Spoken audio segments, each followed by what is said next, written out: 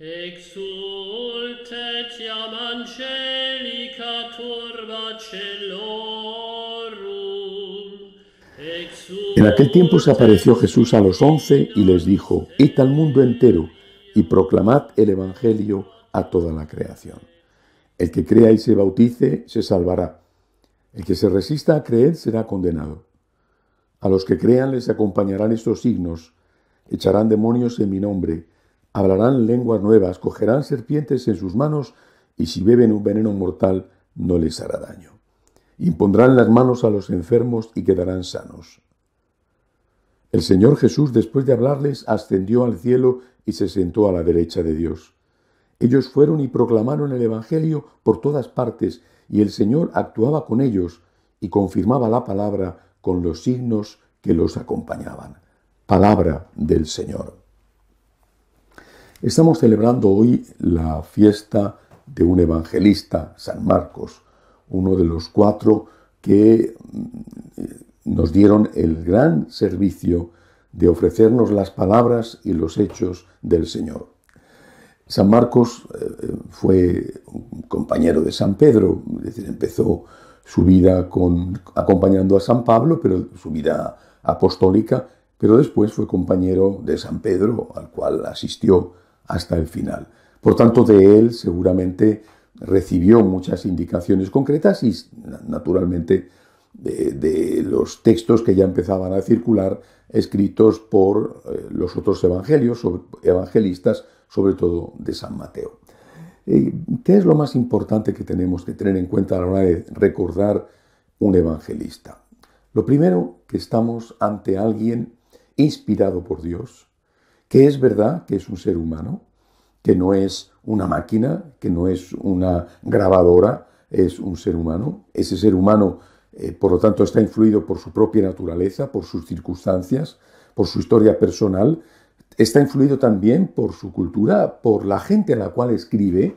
Es decir, el mensaje va escrito y dirigido a unas personas concretas. San Mateo va a escribir más para los judíos o judíos que se han convertido al cristianismo, y San Marcos, lo mismo que San Lucas, va a escribir más para los paganos, sobre todo depende del lugar hacia donde estaban viviendo en ese momento cuando estaban escribiendo el Evangelio.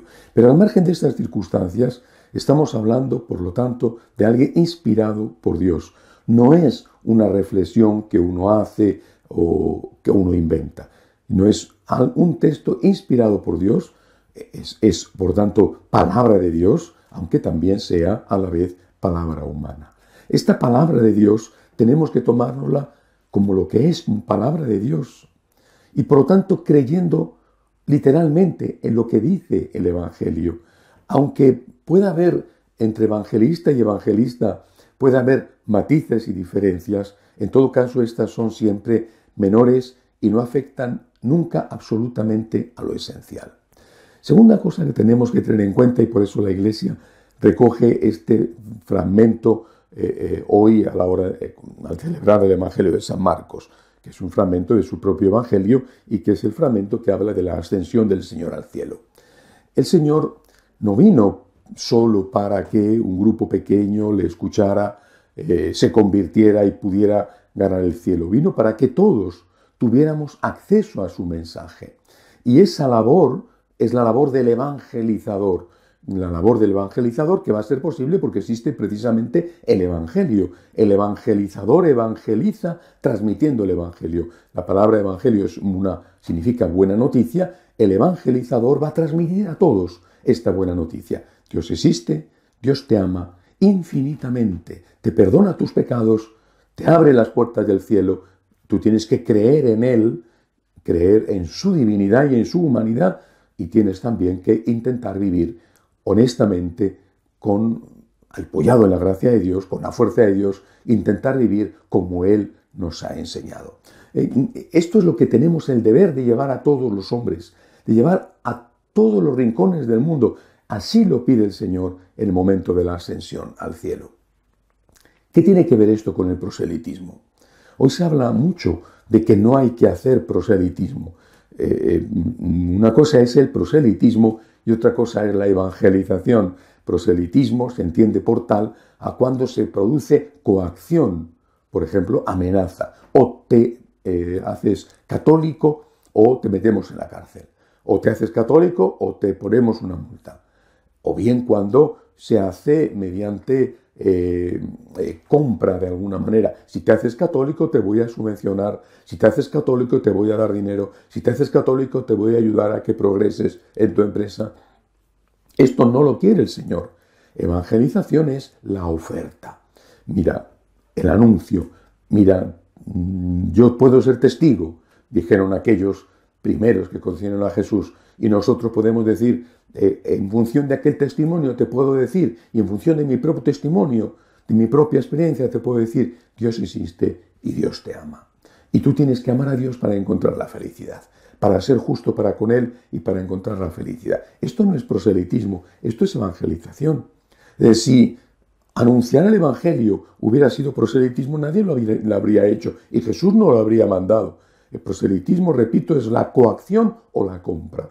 La evangelización es la oferta. Tenemos el deber de evangelizar, el deber de ofrecer, el deber de anunciar a todos los hombres, también a los de otras religiones, no el deber de obligar, pero sí el deber de anunciar debidamente, en el momento oportuno, pero también con riesgo, también arriesgando un poco, porque si lo contrario, repito, aquellos no lo hubieran hecho y el Evangelio no hubiera llegado hasta nosotros. Hoy somos católicos porque algún día alguien decidió llevar el Evangelio, llevar el mensaje de Jesús hasta el fin de la tierra. No tengamos, por tanto, miedo a evangelizar, aunque eso suponga, a veces por lo menos, una cierta incomprensión o incluso una cierta persecución. Lo hicieron los apóstoles, lo han hecho los misioneros, lo tenemos que hacer también nosotros. Y no tengamos duda de que lo que los evangelios contienen es la palabra de Dios. Y por lo tanto podemos estar ciertos y totalmente seguros de que ese mensaje es auténtico, es verdadero. De pie, por favor.